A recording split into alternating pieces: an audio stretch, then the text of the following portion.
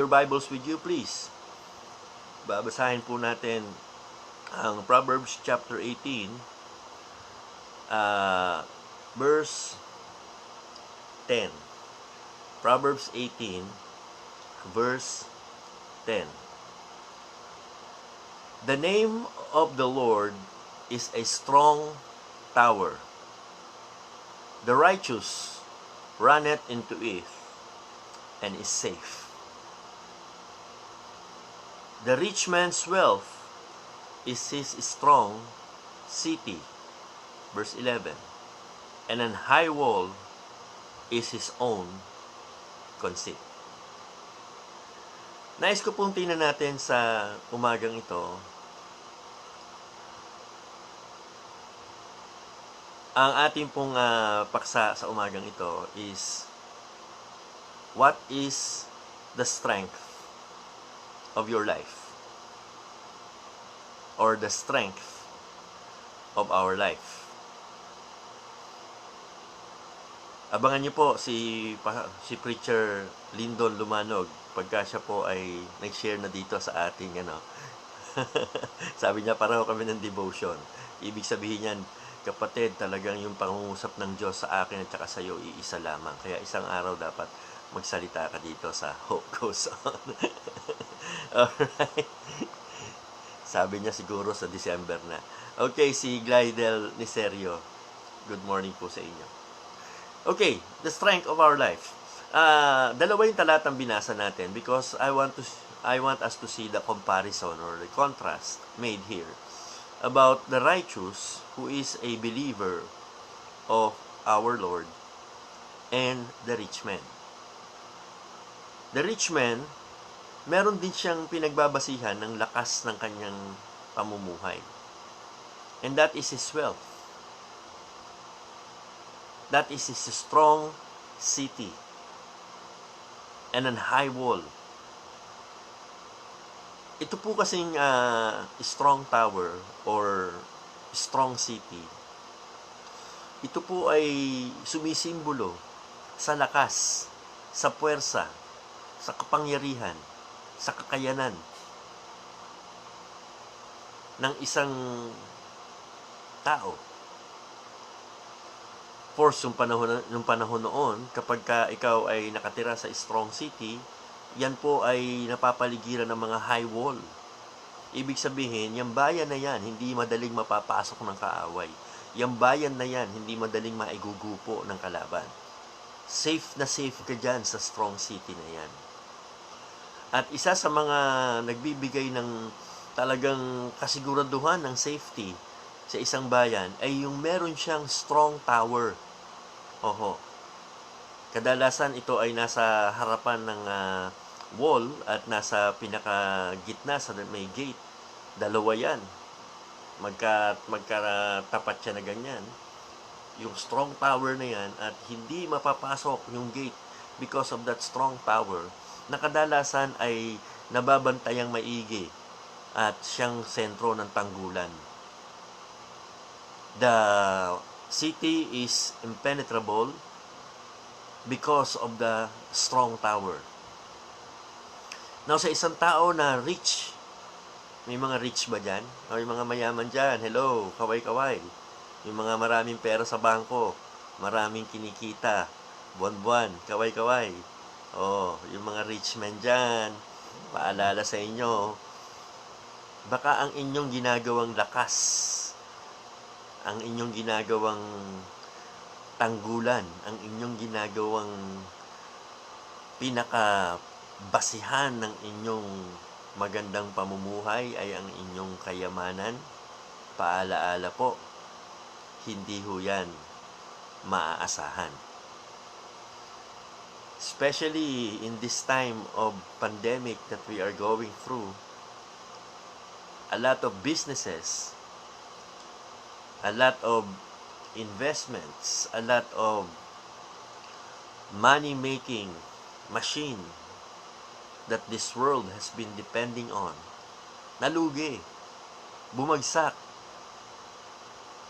because money, according to the Word of God, riches, they're fleeting. They're only temporal. Hindi dapat sa riches ang buhay ng isang tao ay nakasalalay. But rather, sabi po rito, the strength of our life should be none other but the name of the Lord. The name of the Lord is a strong tower. The righteous runneth into it and is safe. So, maliwanag po ang pahayag ng salita ng Diyos. Kung gusto natin na matiyak that we will be in a place of safety, that we will be always under the protection of the Almighty, we must trust none other but His wonderful, precious name. The name of the Lord. Now, sa Bible po, from the Old Testament hanggang sa New Testament, there were many names that were given. And ito po ay hindi sa Diyos nagmula, kundi sa tao na nananampalataya. Out of their relationship with God and out of their experiences with God, believers have given names to God according to their experiences. Yung mga po niya mga Jehovah Nisi, Jehovah Rapha, Jehovah Jireh, ano po. Pero yung pinaka-root word, Jehovah sa wikang Ingles. Pero sa Hebreo talaga ay Yahweh. Oho. Na narinig nyo sa aking kapatid, si Dr. Ferdy Marsigan. Yan po ang pangalan ng Diyos na dinudugtungan lamang nila according to their experiences. Kamukha po ng Jehovah Rapha, the Lord that healeth. Jehovah Nisi, the Lord our banner. Jehovah Jireh, the Lord that provides. So based on the experiences of those who trusted the name, came out all these other names. Pero nung si Moses ay nagtanong sa Diyos, anong sasabihin kong pangalan mo? Ang sabi ng Panginoon, I am what I am. At ito rin yung pangalan na dinala sa atin ng Panginoong Hesus. Na ganun din, dinugtungan niya ng iba't iba pang mga pagsasalaysay o pagsasalarawan para ipakita na itong pangalan ng ating Panginoon ay sa anumang ating karanasan, maaasahan. Kaya nga sabi ng Panginoong Hesus, I am the door, I am the bread, I am the light. Oh, I am the living water. So, to make it very simple, whatever your need is, whatever your situation is, or whatever your struggle can be, the name of God can be relied on. He can be to you whatever your need might be. Kaya nga, apakaganda nung kantang I am. I am. Jesus said to me, I am Alpha and Omega, the in-between. I am. Jesus said to me, I can be what it takes to meet your needs.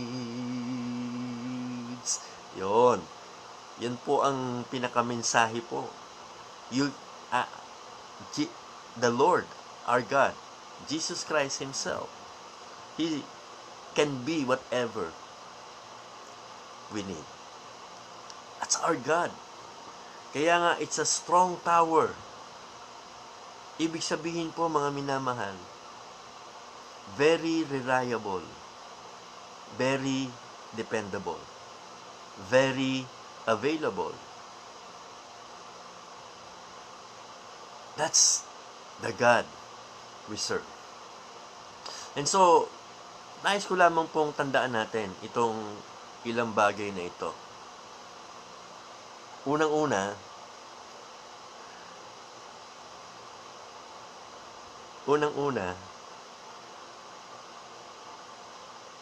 our sacred devotion must be in the name of our God. Yes. Yan po ang pinapaalala sa atin ng Diyos in the Ten Commandments. I am the Lord thy God. I am the Lord thy God. Thou shalt not take the name of thy God in vain. Or before that, sinabi, thou shalt have no other gods before me. So He requires devotion. And what kind of devotion? It must be sacred. Thou shalt not take the name of the Lord thy God in vain. In other words, God wanted to have a very personal relationship with us that we will not take for granted. A very special relationship that we will keep sacred. May pagpapaka banal sa dapat ay relasyon natin sa Diyos. Hindi natin dapat kinakaray o kinakaladkad o kinakarantala ang kanyang pangalan sa kung ano-anong bagay. Kaya nga, yung mga Hudyo, ayaw nilang banggitin yung pangalang Yahweh. Kasi nag-aalala sila na ito'y magamit nila sa mali. Kasi yun ang kabilin-bilinan ng Diyos. Huwag niyong gagamitin ang aking pangalan sa mga walang kabuluhang bagay.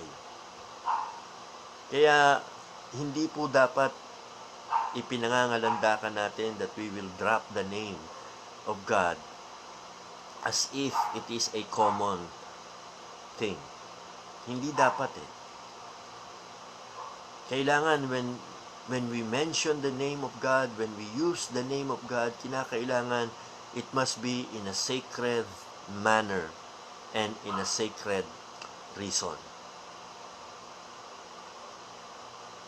Pahalagahan po natin ang pangalan ng Diyos nang may pagpapaging banal. Naalala ko, nung mga bata kami, lagi sinasabi sa amin ng aming mga magulang, especially ng aking tatay,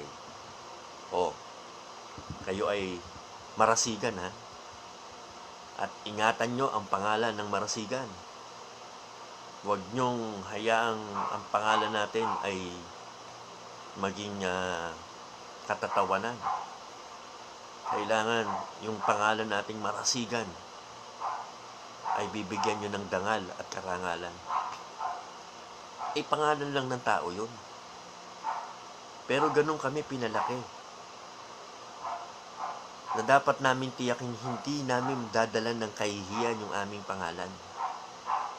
And I'm sure lahat ng magulang, lahat ng may apelyido, gusto nyo yung apelyido nyo ay nakakapit sa mga bagay na marangal at maipagmamakuri.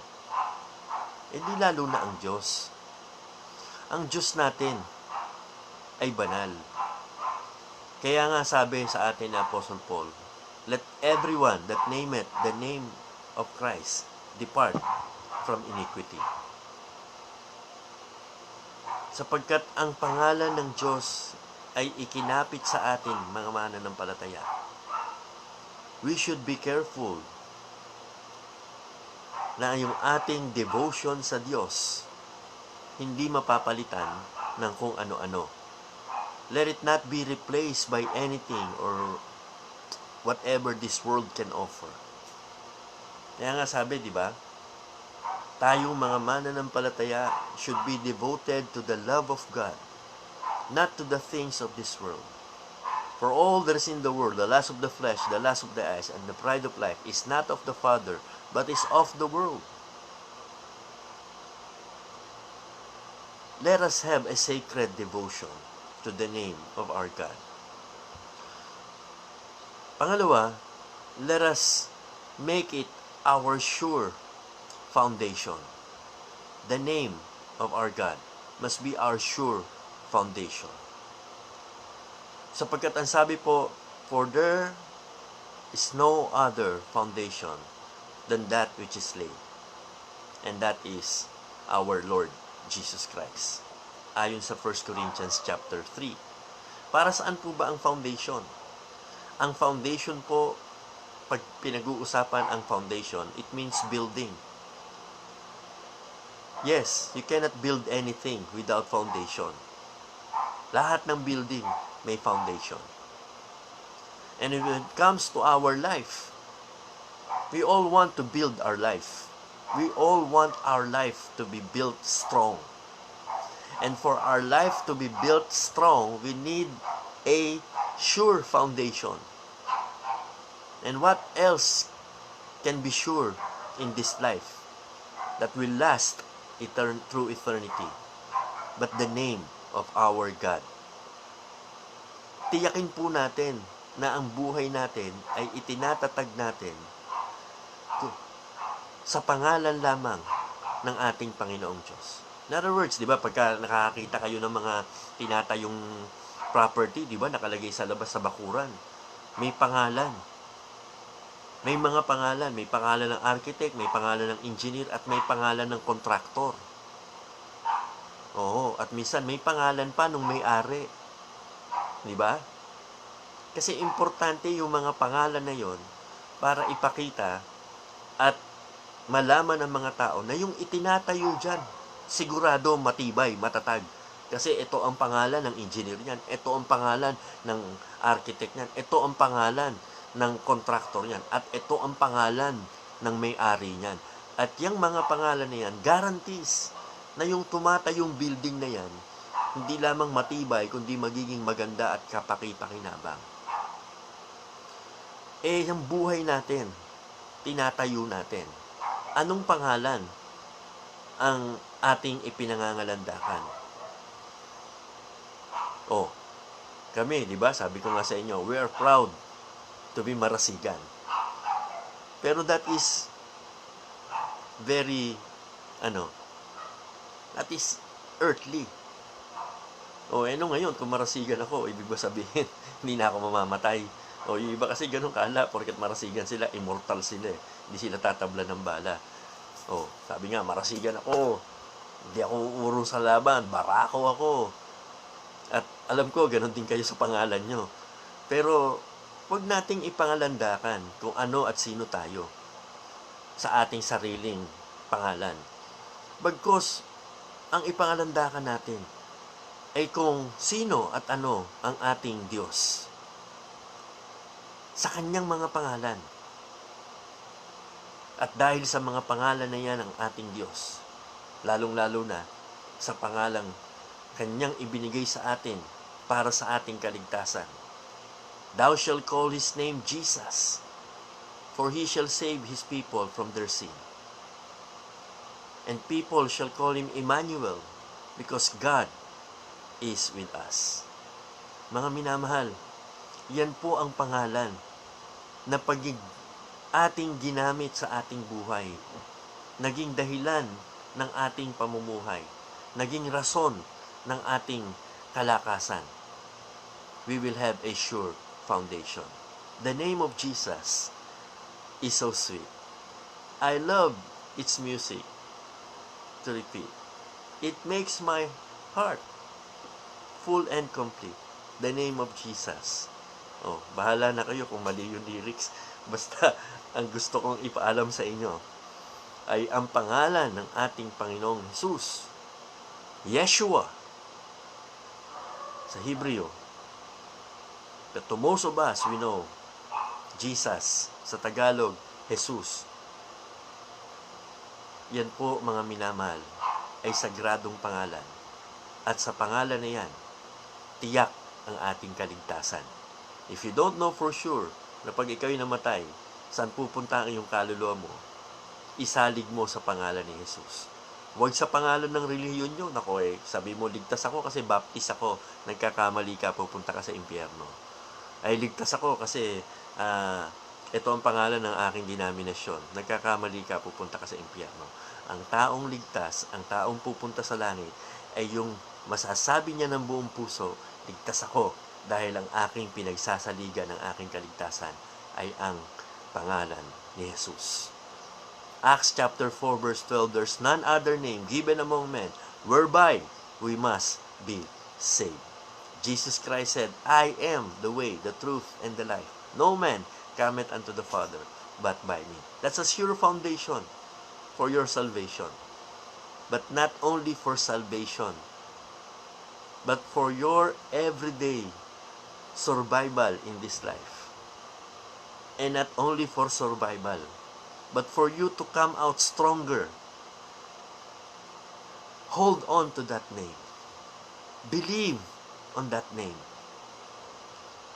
Kahit nga po si Michael the Archangel, makapangyarihang anghel na siya. At siya ang chief ng mga mandirigma sa langit. Pero nung hinarap niya si Satan, si Lucifer, he dares not bring him a railing accusation, but say, the Lord rebuke thee. The name of the Lord. Siya pa rin ang pinanghawakan ni Mike, the Archangel. Michael, the Archangel. Oho. So, yun po ang ating laging maging basihan ng lakas ng loob. The name of the Lord must be our sacred devotion. It must be our sure foundation. Kailangan po natin yan sa ating buhay. And it must be our strong determination. Our strong determination. Bakit po tayo magi-give up? Bakit po tayo magkukwit? Bakit po tayo hahayaan natin na maging defeated tayo? Hindi tayo dapat maging loser. Hindi tayo dapat maging quitter.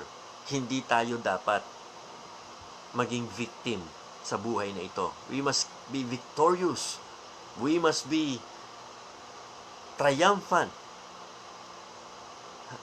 Amen?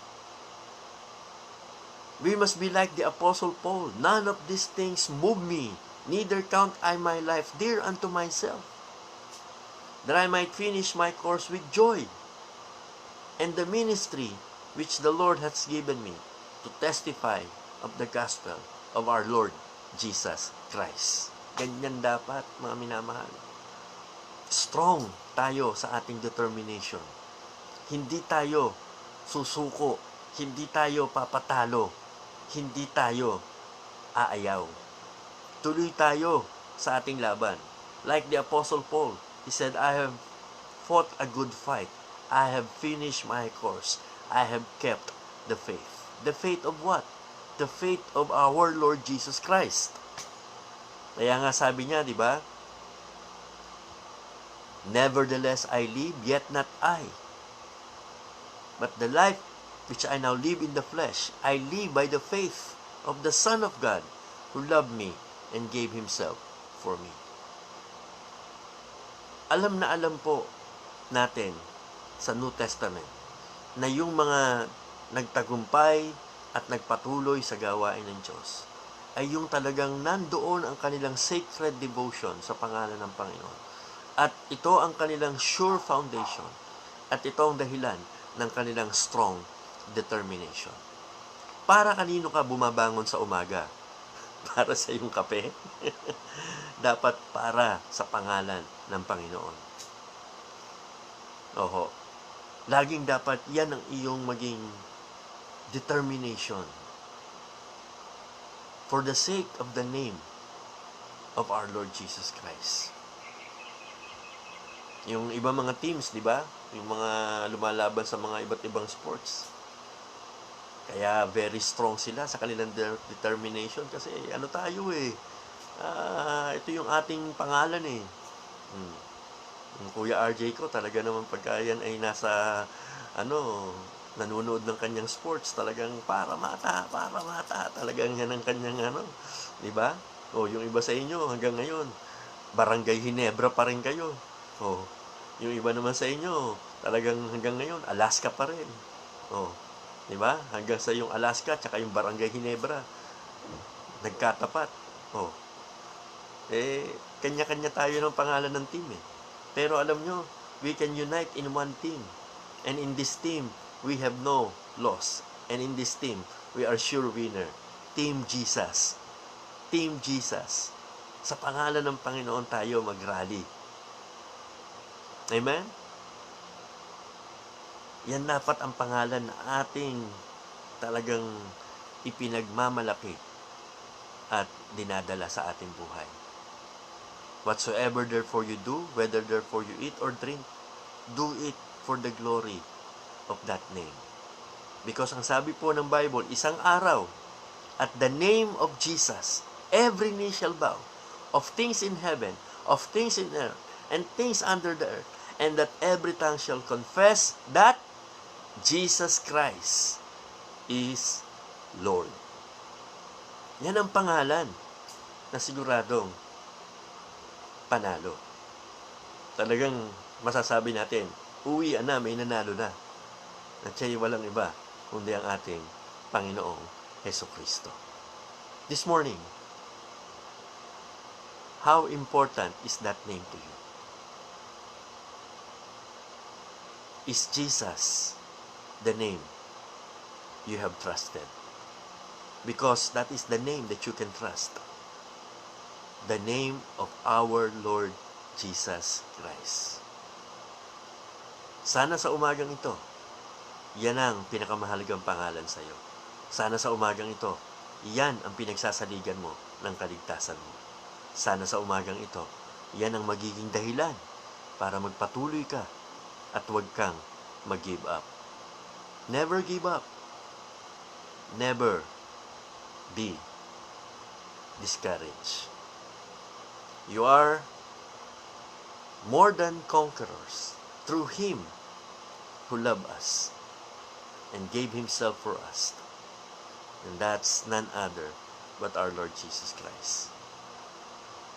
So sa umaga pong ito, mga minamahal, ano man ang pinagdadaanan natin, ano man ang discouragement natin, ano man ang depression natin, ano man yan, hindi po yan dapat ang siyang mag-determine ng iyong buhay. Ang dapat na mag-determine ng iyong buhay ay walang iba kung hindi ang ating Panginoong Diyos. Siya dapat ang ating strong determination. Siya dapat ang ating sure foundation.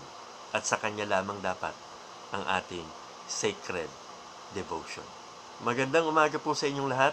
Sana po kayo po ay muli na-challenge sa ating Heeding on Proverbs Everyday. Share this video.